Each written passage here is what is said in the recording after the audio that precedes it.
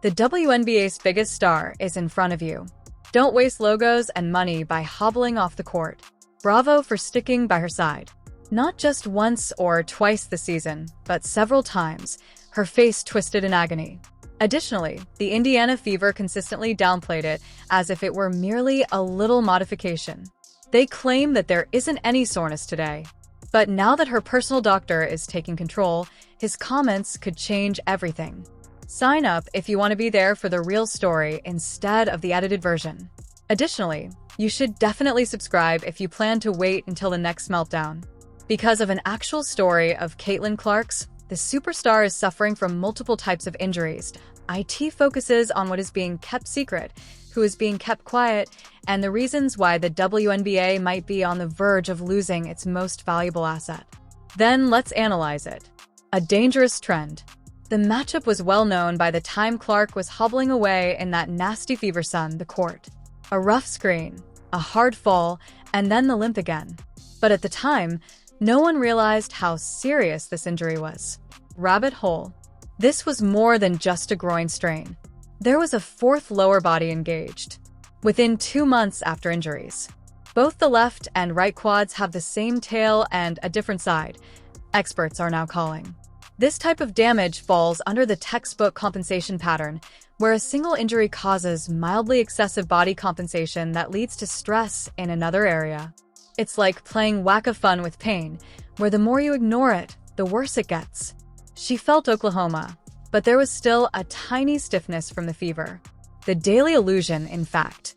According to a number of orthopedic specialists who are not on the record, this is when the warning signs start to mount because teams would rather keep their own resources. Caitlin's injuries are not remotely comparable to those she would experience on a daily basis. At the very least, we communicate once a week.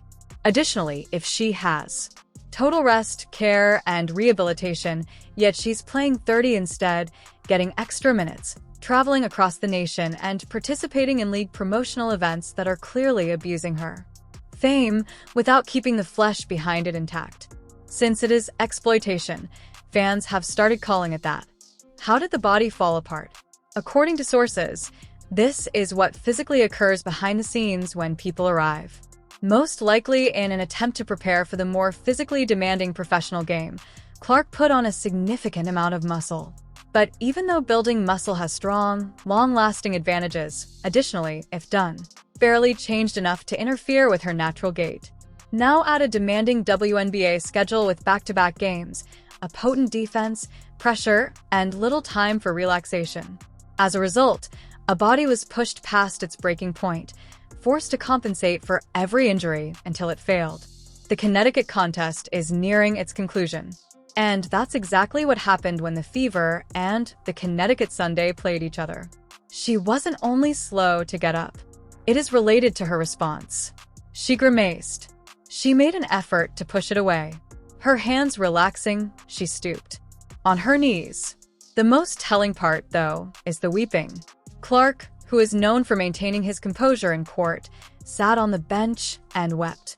There was more to it than just bodily pain. That was complete emotional exhaustion, fear, and frustration. However, the league considered it to be mildly uncomfortable. What if LeBron had done it in his first season? Do you think the NBA would downplay it? Yes, exactly. The number of suspected fans has now been confirmed by those close to Clark's camp who have less faith in the group. She is no longer solely dependent on the medical staff. Outside, she is bringing in experts, consultants, and NBA-level professionals for biomechanics assessors and regenerative therapy. You can hold her responsible since at this point, her confidence has been betrayed. When your team deals with a string of increasing injuries that are dismissed as minor bruises, they stop being a problem for basketball.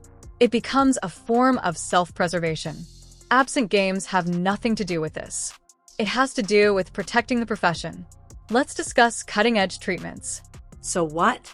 To stabilize her recovery, Clark's doctors are reportedly considering a variety of advanced regeneration techniques.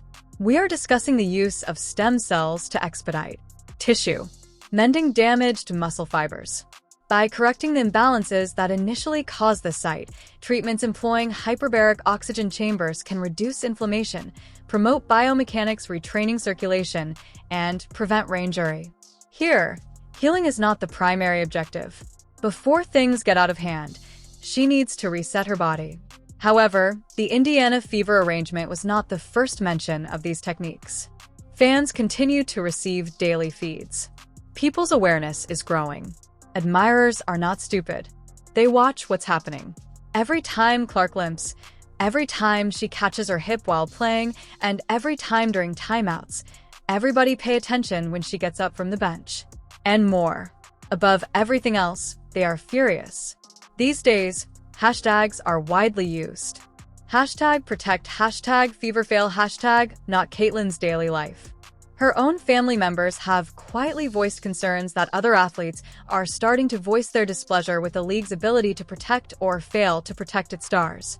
The question is not whether anything has to change when the size increases. Let's focus on the idea of empowerment via sports.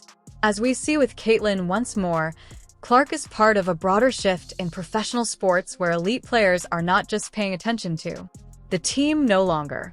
Medical professionals are working, taking charge of their bodies, and speaking up when issues come up. In the end, this is about surviving in the workplace rather than wearing a shirt with loyalty. Someone else didn't fight their way to the top just to watch, so Clark didn't. It unraveled. Pay attention to her injury. She is regaining control, which may be the smartest move she has ever made in her career. The WNBA's implications of this are so far. The league is going through a period of change. If Caitlyn Clark is to represent the WNBA on TV, in sales, at packed arenas, and at sold-out items, they are just required to accomplish one thing. They have not succeeded thus far. Make sure she's safe. That suggests that damaging plays will be enforced more strictly. It suggests better travel conditions. It indicates that medical evaluations are publicly accessible. When clubs neglect injuries, it can be necessary to fill in because the league won't be able to show that they care for its players. They will die, those stars. There will be a comeback. However, the hopeful part follows on her terms. Clark is not done yet. Absolutely not. If nothing else, this may be the best thing that has ever happened to her because she now knows who is standing by her side and what she needs to protect herself. She's going to sleep. She'll get better. She will return with greater strength. It won't be because she was told she was daily, though, when she does.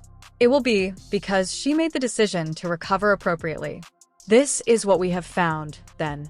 Caitlyn Clark is doing more than just battling criminals in court. She is fighting to eliminate a whole system.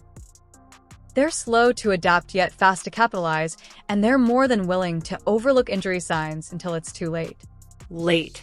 But she's not following orders. Now that she has advanced medical care, ancillary medical specialists, and a new understanding of her body, Clark is charting a new course. Someone who doesn't wait for permission, who doesn't tolerate everyday circumstances where the reality is not weak enough and has the ability to set a new standard for women athletes' empowerment in sports because, if there is one, we already know that you shouldn't bet. Contrary to Caitlyn Clark, it is said that in sports, pride endures forever while discomfort passes. However, Caitlyn Clark's pride isn't helping her groin. The underlying problems surrounding her are not being addressed by ice baths. Furthermore, the re-injury cycle is not intended to be stopped by any inspirational saying. Since her freshman season, the spinning carousel has been altered. What is positioned here is more than just a bodily breakdown. Because of Caitlyn Clark's transition into a lightning rod, it is a cultural one. In addition to the defenders' efforts to wear her down, the Indiana and WNBA try to do the same for every broken system and every shortcut. Fever has tried to control their league's public image, and she is now done and waiting for the illusion of recovery. This section is not something they want you to complete. Look past the enigmatic labels and pre-game warm-ups to determine game time. Clark has been stumbling during drills, skipping, and wriggling during lateral drills, missing entire scrimmages. She has been showing up and making motions, but anyone who is paying attention can tell that it's not completely, not even close. They state that she can jog up the court without falling while the Fever says she's improving. That is a step forward. What that is desperation. Furthermore, for someone who enjoys split-second and fast angles,